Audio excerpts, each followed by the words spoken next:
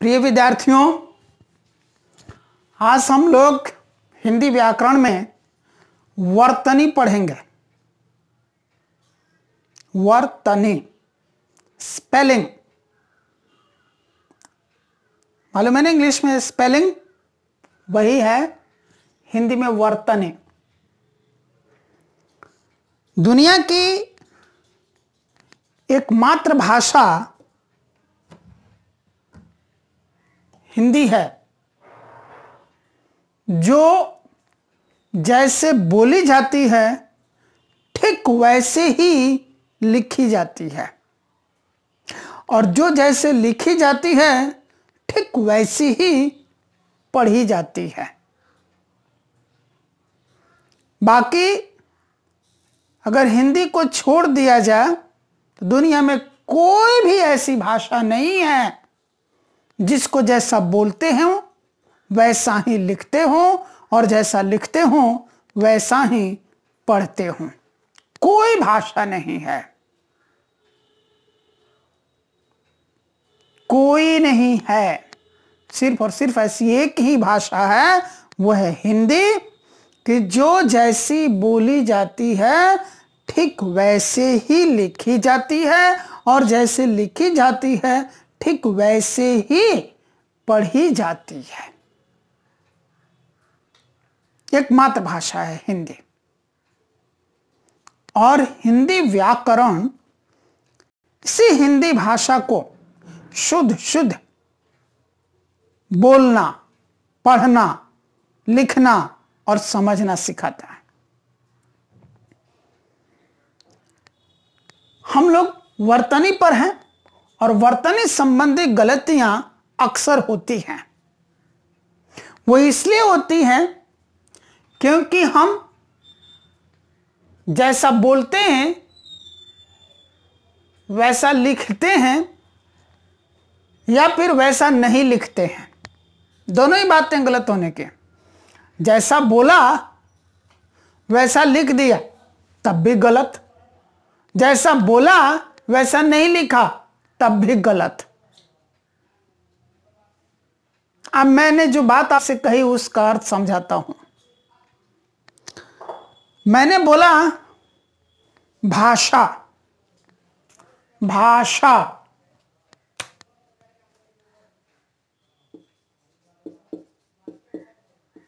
ये बोला मैं, पर लिखने वाले ने लिख दिया ऐसे। मैं बोला भाषा, उसने लिख दिया भाषा। गलत हो गया ना, गलत। जैसा बोला वैसा नहीं लिखा, इसलिए गलत। जैसा बोला वैसा नहीं लिखा, गलत हो गया, है ना। और जैसा बोला वैसा लिख दिया तब भी गलत। जैसे विपिन,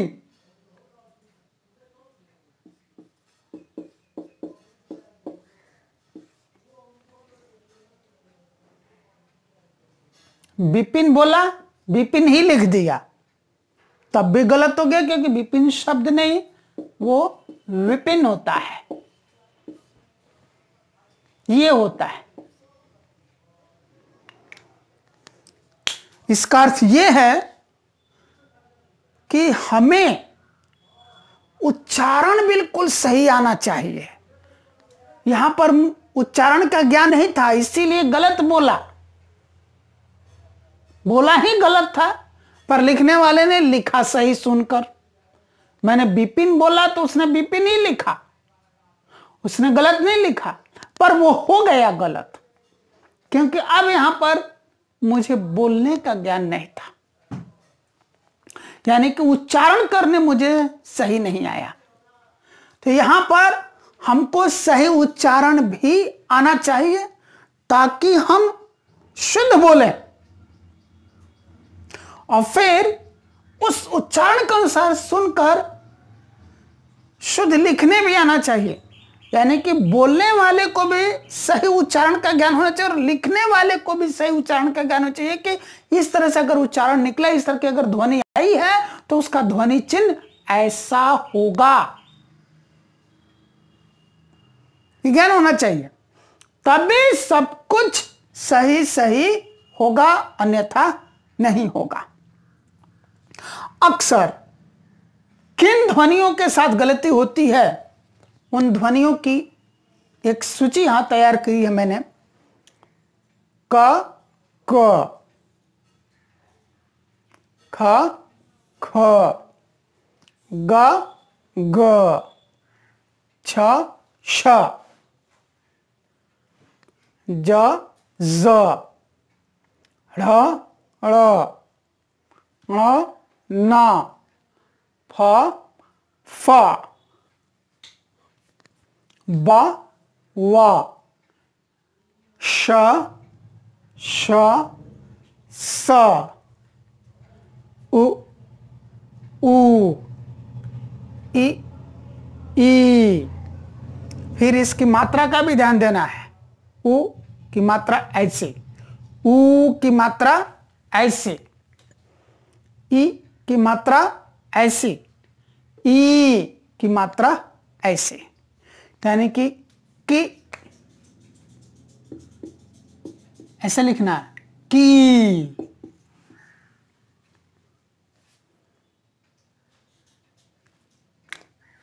अक्सर यहां पर कंफ्यूजन होती है और उस कंफ्यूजन में लोग गलती करते हैं, तो इनको बार बार बोल कर लिख के प्रैक्टिस करनी है, अभ्यास करना है कि किस तरह की ध्वनि का चिन्ह कैसा है।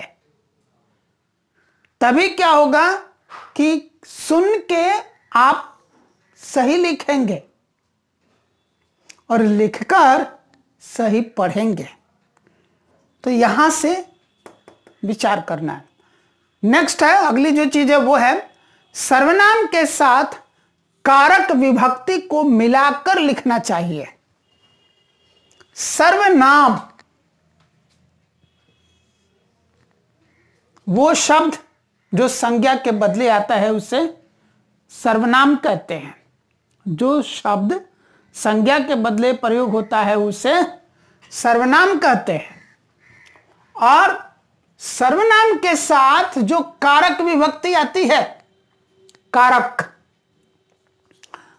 कर्ता, कर्म, करण, अधिकरण, अपादान, संप्रदान, संबोधन, ये कारक होते हैं। इन कारकों की विभक्तियां होती हैं, जैसे कर्ता के लिए ने, कर्म के लिए को, इस तरह से। तो सर्वनाम के साथ जब कोई कारक विभक्ति लगती है तो उस कारक विभक्ति को उस सर्वनाम के साथ मिलाकर लिखना चाहिए, अलग नहीं लिखना चाहिए। जैसे तुम सर्वनाम है, उसके साथ विभक्ति ने, तो तुम ने ऐसे नहीं लिखना है, ये गलत हो जाएगा। इन दोनों के एक साथ मिला करके ऐसे लिखना है, तुमने। यहां हम सर्वनाम है, ने विभक्ति लगी है, इसको कभी भी इस तरह से नहीं लिखना है, हम ने, ये गलत हो जाएगा। दोनों के एक साथ मिलाकर लिखना है, हमने, जैसे यहां लिखा हुआ है। ठीक उसी तरह उसको, उसको, उस सर्वनाम को विभक्ति, दोनों के एक साथ मिलाकर के लिखना है, उसको। उस अलग और को अलग नहीं लिखना है, यह गलत हो जाएगा। उन सर्वनाम है, का विभक्ति है कारक की, को मिलाकर के ऐसे ही लिखना है जैसे यहां पर लिखा हुआ है, अलग नहीं लिखना, इस तरह से उन अलग और का अलग, ये गलत हो जाएगा। फिर है, जब किसी सर्वनाम के साथ दो विभक्तियां लगानी हो तब पहली विभक्ति सर्वनाम के साथ और दूसरी विभक्ति अलग लिखनी चाहिए। यहां जो बात समझाया था मैं आपको, यहां कहता सर्वनाम के साथ एक विभक्ति लगी थी, एक ही विभक्ति लगी है सर्वनाम के साथ। जब एक ही विभक्ति लगी है तो उस विभक्ति को सर्वनाम के साथ मिलाकर लिखा गया, तुमने, हमने, उसको, उनका, वगैरह वगैरह। लेकिन कई बार क्या होता है कि सर्वनाम के साथ दो दो विभक्तियां लगानी होती हैं, और फिर जब दो विभक्तियां लगानी हो तो पहली विभक्ति को सर्वनाम के साथ मिलाकर लिखना चाहिए और दूसरी विभक्ति को अलग लिखना चाहिए। उदाहरण के लिए, उनके लिए, यहां पर सर्वनाम है उन, दो विभक्ति लगी, एक के और एक लिए। तो के जो है उनके साथ मिलाकर लिखेंगे और लिए अलग लिखेंगे, तो ऐसे बनेगा उनके लिए। तुम्हारे पास, तुम, हारे, तुम्हारे, ये मिलाकर लिखे एक साथ, पास, उसको अलग लिखेंगे ऐसे। संयुक्त क्रियाओं में सभी सहायक क्रियाओं को अलग अलग लिखना चाहिए। क्रिया जिससे किसी काम के करने का बोध हो। संयुक्त क्रिया जब एक साथ एक से अधिक क्रियाएं आ रही हो, है ना, जब एक साथ एक से अधिक क्रियाएं आ रही हो। अब एक से अधिक क्रियाएं कैसे आएंगी? जाहिर सी बात है कि उसमें मुख्य क्रिया और सहायक क्रिया मिलकर आएंगे, तभी संयुक्त क्रियाएं बनेंगी। मुख्य क्रिया और सहायक क्रियाएं आएंगी। हो सकता है सहायक क्रिया एक हो या एक से अधिक भी हो, तो मुख्य क्रिया और सभी सहायक क्रियाओं को मिलाकर के एक साथ संयुक्त क्रियाएं कहेंगे। तो इन संयुक्त क्रियाओं में जितनी भी सहायक क्रियाएं हैं, उन सभी सहायक क्रियाओं को अलग अलग लिखना चाहिए, एक साथ नहीं लिखना चाहिए। जैसे मैं जाकर सो जाऊंगा, जाकर अलग लिखना है, सो अलग लिखना है, जाऊंगा अलग लिखना है, एक साथ नहीं लिखना है। वे पढ़ा कर आ रहे हैं, पढ़ा कर अलग, आ अलग, रहे अलग, हैं अलग, एक साथ उनको नहीं लिखना है। सभी सहायक क्रियाओं को अलग लिखना है। मुख्य क्रिया क्या है इसमें? जाना, और सहायक क्रिया में सो और जाना का ये रूप जाऊंगा आ गया है। सहायक क्रिया हो गई पढ़ना, सॉरी पढ़ाना, पढ़ाना से बना है ये, तो ये मुख्य क्रिया हो गई पढ़ाना, और ये आ रहे हैं ये सब सहायक क्रियाएं हो गई। तो इन सहायक क्रियाओं को अलग अलग ही लिखना है। संयुक्त क्रिया में, संयुक्त क्रियाओं में सभी सहायक क्रियाओं को अलग अलग लिखना चाहिए। साथ, तक जैसे अव्यय शब्दों से जैसे साथ, तक जैसे जो अव्यय हैं उनको शब्दों से अलग लिखना चाहिए। अब इसमें एक पद आ रहा है अव्यय। अव्यय क्या होता है? अव्यय वे शब्द होते हैं जो लिंग और वचन के अनुसार संज्ञा, लिंग, वचन, काल किसी के भी अनुसार अपना रूप नहीं बदलते हैं। हर तरह की संज्ञा के साथ वो ज्यों का त्यों प्रयोग होते हैं। हर तरह के सर्वनाम के साथ वो ज्यों का त्यों प्रयोग होते हैं। हर तरह की क्रिया के साथ ज्यों का त्यों प्रयोग होते हैं। हर तरह के लिंग के साथ ज्यों का त्यों प्रयोग होते हैं। हर वचन के साथ ज्यों का त्यों प्रयोग होते हैं। हर काल में ज्यों का त्यों प्रयोग होते हैं। यानी कि चाहे संज्ञा बदल जाए, सर्वनाम बदल जाए, क्रिया बदल जाए, उनका वचन बदल जाए, संज्ञा सर्वनाम का लिंग बदल जाए, या क्रिया का काल बदल जाए, कुछ ही बदल जाए, वो शब्द तो हर परिस्थिति में एक जैसा ही प्रयोग होता है, उसका रूप कभी भी नहीं बदलता है। ऐसे ही शब्दों को हम अव्यय कहते हैं। वैसा ही एक शब्द अव्यय है साथ। राम के साथ, सीता के साथ, संज्ञा बदला, संज्ञा का लिंग बदला, पर इसका कोई रूप बदला क्या?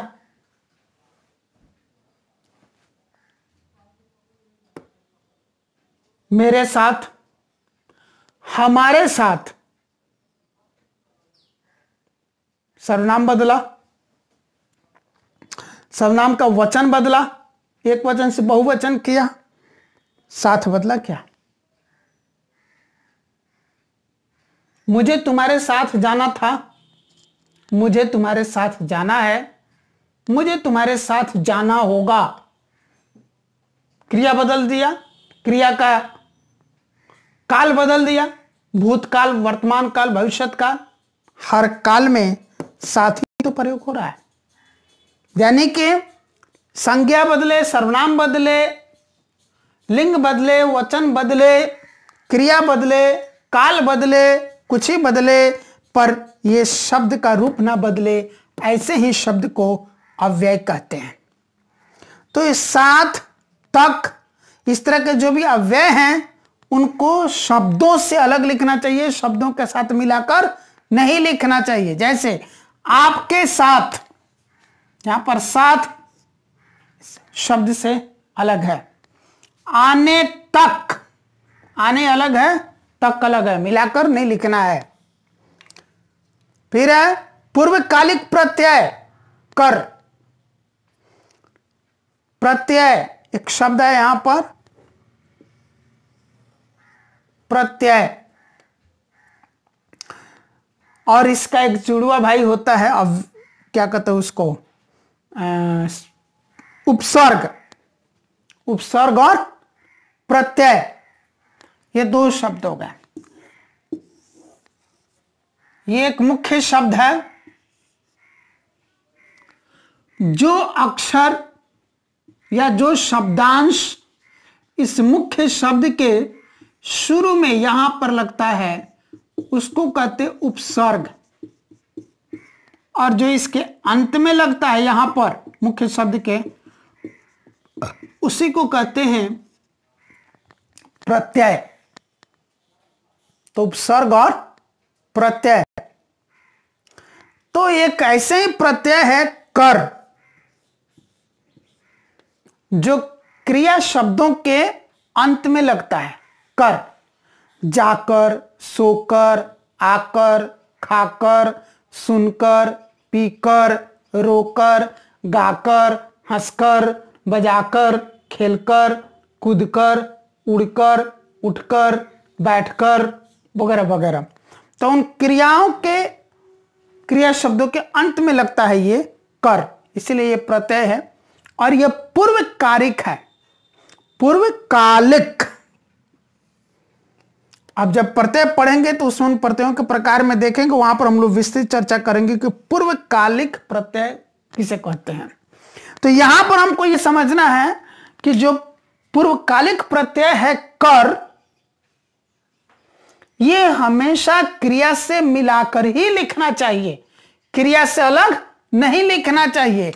जैसे यहां पर लिखा है जाकर, जा क्रिया है और कर प्रत्यय है, तो एक साथ आना चाहिए जाकर, ऐसे नहीं लिखना है, जा और कर अलग अलग नहीं लिखना, ये गलत हो जाएगा। उसी तरह आ कर, आ अलग है, क्रिया है, और कर प्रत्यय है, दोनों के एक साथ ऐसे ही मिलाकर लिखना है आकर। सुन क्रिया है, कर पूर्वकालिक प्रत्यय है, ऐसे ही लिखना जैसे मिलाकर लिखा हुआ है सुनकर, अलग अलग नहीं लिखना है। उठ क्रिया है और कर प्रत्यय है, ऐसे ही लिखना मिलाकर जैसे यहां लिखा हुआ उठकर, अलग अलग नहीं लिखना है। फिर है द्वंद्व समास में पदों के बीच में योजक चिन्ह लगाना चाहिए। द्वंद्व समास, अब जब हम लोग समास पढ़ेंगे तो वहां पर समास क्या होता है ये सीखेंगे, और द्वंद्व उसके जितने भेद हैं है ना, सभी भेदों के बारे में। तो एक भेद द्वंद्व समास भी है, तो वहां पर उसकी की विस्तृत चर्चा हम लोग करेंगे। फिर यहां पर हम लोग सिर्फ ये जाने कि जो भी द्वंद्व समास होते हैं वो दो पदों से मिलकर बनते हैं, और उन दो पदों के बीच में योजक चिन्ह यानी कि हाइफन लगाना चाहिए। जैसे दाल भात, दाल भात के बीच में लगा है ना ये योजक चिन्ह। दाल रोटी, दाल रोटी के बीच में ये योजक चिन्ह लगा है। माता पिता, माता पिता के बीच में लगा है। भाई बहन, भाई बहन के बीच में लगा है। इसी तरह से कुछ और भी हैं, अभी बताता हूं। इसी तरह सा, जैसा, वाचकों के पहले योजक चिन्ह लगाना चाहिए। उदाहरण के लिए उसके जैसा, उसके और जैसा के बीच में ये योजक चिन्ह। राधा जैसी, राधा और जैसी के बीच में योजक चिन्ह। तुम सा, तुम और सा के बीच में योजक चिन्ह। मुझ सी, मुझ और सी के बीच में योजक चिन्ह।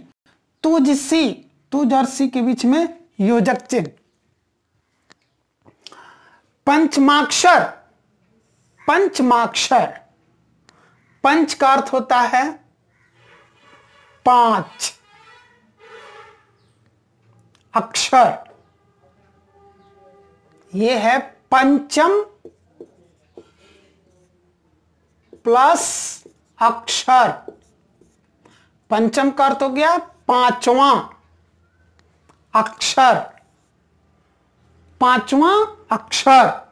तो जो हम लोग वर्ग लिखते हैं ऐसे क, ख, ग, घ, अंग, च, छ, ज, झ, य, उसी तरह ट, ठ, ड, ढ, ण, त, थ, द, ध, न, प, फ, ब, भ, म। ये सब पांच पांच का वर्ग है।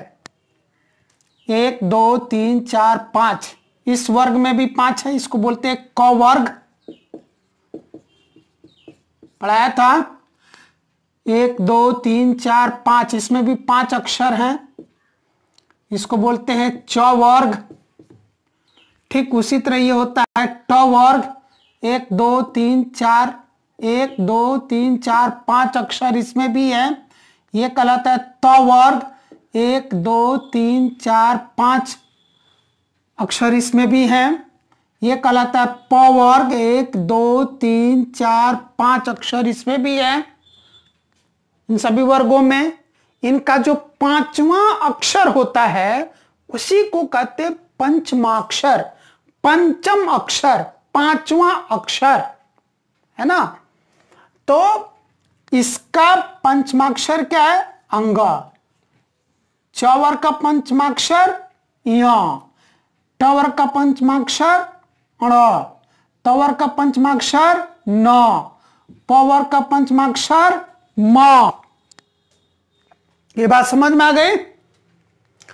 तो पंचमाक्षर के पहले जब उसी वर्ग का कोई वर्ण आवे तब वहां अनुस्वार का प्रयोग होना चाहिए। यानी कि अगर हम कोई एक शब्द लिख रहे हैं और उस शब्द में कोई भी पंचमाक्षर का प्रयोग हो रहा है, चाहे अंग, य, ण, न, म, इन पंचमाक्षरों का प्रयोग हो रहा है, इनमें से किसी भी पंचमाक्षर का प्रयोग हो रहा है। सबसे ज्यादा पंचमाक्षर में प्रयोग तो इसी का होता है ना, न और म। तो जब भी पंचमाक्षरों का प्रयोग हो किसी भी शब्द में और इन पंचमाक्षरों से पहले उसी वर्ग का कोई भी वर्ण आ जाए। उदाहरण के लिए अगर मानिए कि न पंचमाक्षर का प्रयोग हुआ है तो उसके पहले इसी वर्ग का कोई वर्ण आए, तो आ जाए, थ आ जाए, द आ जाए, ध आ जाए। अगर किसी शब्द में म का प्रयोग हुआ है, ये पंचमाक्षर है म, तो अगर उसके पहले इसी वर्ग का कोई भी वर्ण आ जाए जैसे प, फ, ब, भ, तो ऐसे परिस्थिति में हम लोग वहां पर अनुस्वार का प्रयोग करते हैं, यानी कि एक बिंदिका। अब उदाहरण देखिए, चंदन, इसमें पंचमाक्षर प्रयोग हुआ न और इसके ठीक पहले आ गया द। अब ये देखिए न है पंचमाक्षर, इसी वर्ग का नहीं ये वर्ण है द, इसीलिए यहां पर च के ऊपर बिंदी आई, अनुस्वार आया। ठीक उसी तरह क्रंदन, न, यही पंचमाक्षर, इसके ठीक पहले इसी वर्ग का द, इसीलिए क्र के ऊपर एक बिंदी यानी कि अनुस्वार, तो बना क्रंदन। यहां भी न पंचमाक्षर, उसके ठीक पहले उसी वर्ग का एक अक्षर आया द, इसलिए यहां व के ऊपर एक बिंदी यानी कि अनुस्वार का प्रयोग हुआ। यहां लिखा था पंचम, मैंने बताया पंचम, पंचम, म, ये पंचमाक्षर है ना। अब उसके पहले उसी वर्ग का आया प, तो यहां बिंदी आ गई, अनुस्वार आ गया। मेरे ख्याल से आपको मेरी बात समझ में आ गई कि जब भी कोई शब्द लिखे और उस शब्द में एक पंचमाक्षर आता है और पंचमाक्षर के पहले उसी वर्ग का कोई वर्ण आ जाता है, तब वहां पर अनुस्वार यानी कि बिंदी का प्रयोग किया जाता है। इस कला में मैं, नहीं, हैं, थी, ये कहीं भी लिखते हैं तो इन पर बिंदी आती है यानी कि अनुस्वार आता है। में हमेशा एक बिंदी आएगी, बिना बिंदी के अगर आप लिखते हैं, अगर ऐसे में कहीं लिखते हैं तो ये गलत है। मैं, इस पर हमेशा एक बिंदी आती है, अनुस्वार आता है मैं। अगर बिना बिंदी के आप लिख रहे हैं तो वो गलत है। नहीं, नहीं पर हमेशा एक बिंदी, यहां पर अनुस्वार का प्रयोग होता है, लेकिन उसके बिना अगर आप ऐसे लिख रहे हैं तो ये गलत है।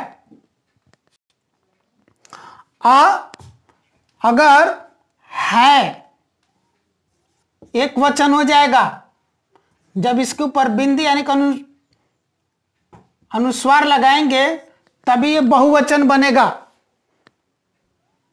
बिंदी छूट गई, अनुस्वार छूट गया, एक वचन है, अनुस्वार लग गया यानी कि बिंदी लग गई, हैं, बहुवचन हो गया। उसी तरह से थी, एक वचन, थी, बहुवचन, तो जब भी उनका बहुवचन में प्रयोग होगा उसके ऊपर एक बिंदी आएगी। इन सबको अगर छोड़ दें, इन सभी शब्दों को छोड़ दें, इनके अतिरिक्त यानी कि इनके अलावा इनको छोड़ देते हैं, और उपरोक्त नियम के अतिरिक्त यानी कि ऊपर यहां पर ये जो नियम बताया कि किसी भी शब्द में कोई पंचमाक्षर आया है और पंचमाक्षर के पहले उसी वर्ग का कोई वर्ण प्रयोग हुआ है तो वहां पर अनुस्वार का प्रयोग होता है, ये नियम बताया। तो इस नियम के अलावा और इस नियम के अलावा, इन दोनों के अलावा अन्य आवश्यक जगहों पर चंद्र बिंदु का प्रयोग होता है। इस तरह के चिन्ह का प्रयोग होता है चंद्र बिंदु का। उदाहरण के लिए चांद, चंद्र बिंदु का प्रयोग हुआ। मांद, चंद्र बिंदु का प्रयोग हुआ। कांपना, चंद्र बिंदु का प्रयोग हुआ। अब जब समास और उसकी विभक्ति के बीच ही, तक जैसे अव्यय अगर आए तब विभक्ति को अलग लिखना चाहिए। जैसे राम ही के लिए, ये देखिए के लिए विभक्ति है ना, के लिए क्या है, विभक्ति है। तो यहां राम और उसकी विभक्ति के लिए के बीच में क्या रहा है, ही। तो इसमें क्या करना है कि विभक्ति को अलग लिखना है, ही को अलग लिखना है, एक साथ मिलाकर नहीं लिखना है। तभी राम अलग, ही अलग, के अलग, लिए अलग, एक साथ किसी को भी मिलाकर नहीं लिखना है। कई दिनों तक के लिए, यहां भी ये विभक्ति आई के लिए, और उसके पहले इसके दिनों और इसके बीच में आगे ने तक अव्यय। तो ऐसे में इन सबको अलग अलग लिखना है, दिनों अलग, तक अलग, के अलग, लिए अलग, ऐसा। अरबी, फारसी और उर्दू के शब्दों को उनके अपने प्रचलित रूप में लिखना चाहिए। रूप हमको और आपको बदलने का कोई अधिकार नहीं है, उनका जो प्रचलित रूप है उससे में लिखना चाहिए। उदाहरण के लिए फना, अब जब उन भाषाओं में फना होता है तो हम फना नहीं लिख सकते ना, ये गलत हो गया, फना गलत हो गया, फना ये सही हो गया। गजल, गजल हम गजल नहीं लिख सकते, गजल गलत हो जाएगा, गजल नहीं गजल। तो उनके अपने मूल रूप में, उनके जो अपने प्रचलित रूप है उनमें ही लिखना है हमको। जिस क्रिया के भूतकालिक पुल्लिंग एक वचन के अंत में या आता है उसके लिंग या वचन के अनुसार इस प्रकार परिवर्तन होना चाहिए। यानी कि जब भी हम एक भूतकालिक पुल्लिंग एक वचन लिखते हैं, जैसे यहां पर लिखा भूतकालिक पुल्लिंग है और एक वचन है भूतकालिक, यानी कि भूतकाल पास्ट टेंस में है ना, गया क्या है पास्ट टेंस में चला गया, भूतकाल में चला गया। पुल्लिंग के लिए प्रयोग होता है, एक वचन के लिए प्रयोग होता है, तो इसीलिए इसको क्या बोला, भूतकालिक पुल्लिंग एक वचन क्रिया। यानी कि जिस क्रिया के भूतकालिक पुल्लिंग एक वचन के अंत में क्या आ जाए, या, तो उनका रूप इस तरह से बदलेगा, गया, गए, गई। अगर इसको किसी ने ऐसे लिख दिया, यहां तो बोल रहा है कि गया, या तो उसे ही लिखेगा, होता ही ऐसा है, और वो बदलने की बारी आई तो लिख दिया गए, गई। तो क्या हो गया, ये तो ठीक है, ये दोनों गलत है। जब यहां आया है तो उसका रूप बदलेंगे तो यहां पर ही बदलेंगे ना, वर्ण तो नहीं बदलेंगे। यहां वर्ण क्यों बदल दिए, वर्ण नहीं बदलना था, यहां य का प्रयोग हुआ है तो इसी य में मात्रा बदल करके इसका रूप बदलना है। यहां पर आ की मात्रा लगी तो यहां ए की मात्रा लग जाएंगे, यहां पर ई की मात्रा लग जाएगी, और यहां अनुस्वार, तभी बनेगा गया, गए, गई। उसी तरह आया, क्या इसके अंत में, या, तो जब रूप बदलेंगे तो या पर ही बदलेंगे ना, या पर ही एक की मात्रा लगाएंगे और या पर ही ई की मात्रा लगा के अनुस्वार लगाएंगे। आया, आए, आई।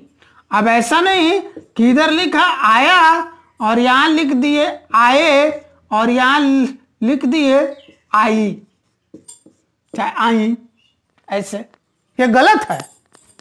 वर्ण नहीं बदलना है, जो वर्ण था उसी वर्ण में मात्रा बदल के उसका रूप बदलना है। विधिक क्रियाओं के अंत में ये का प्रयोग करना चाहिए।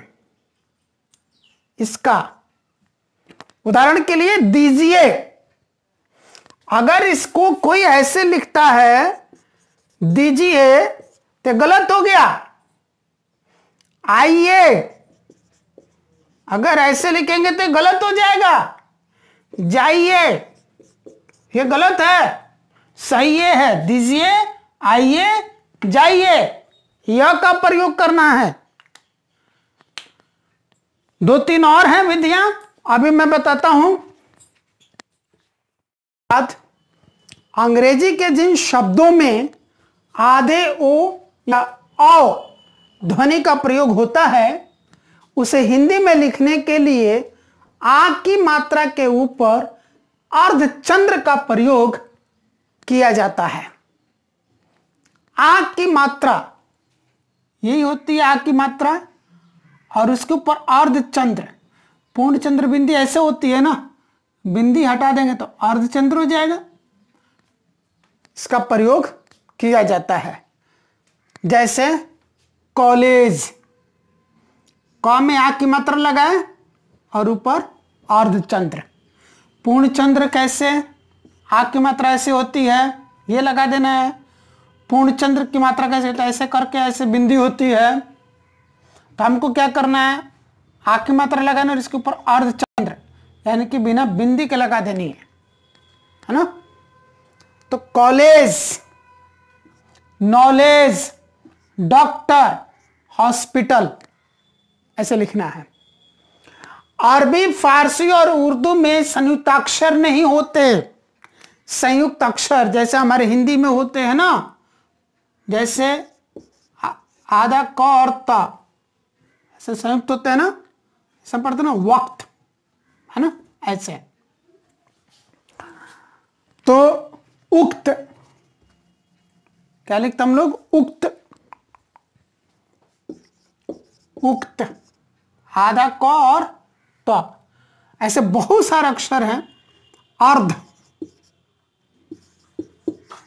है, अर्ध, इसको हम लोग द ध संयुक्त अर्ध, दो अक्षर एक साथ मिले संयुक्ताक्षर। तो अरबी, फारसी और उर्दू में संयुक्ताक्षर नहीं होते, हमारे हिंदी में होते हैं, उर्दू में नहीं होता, अरबी में नहीं होता, फारसी में नहीं होता। तो जब होते नहीं उसमें, तो अरबी, फारसी और उर्दू के शब्दों में हमको संयुक्ताक्षर लिखना भी नहीं चाहिए। जैसे बिल्कुल, यही सही है, बिल्कुल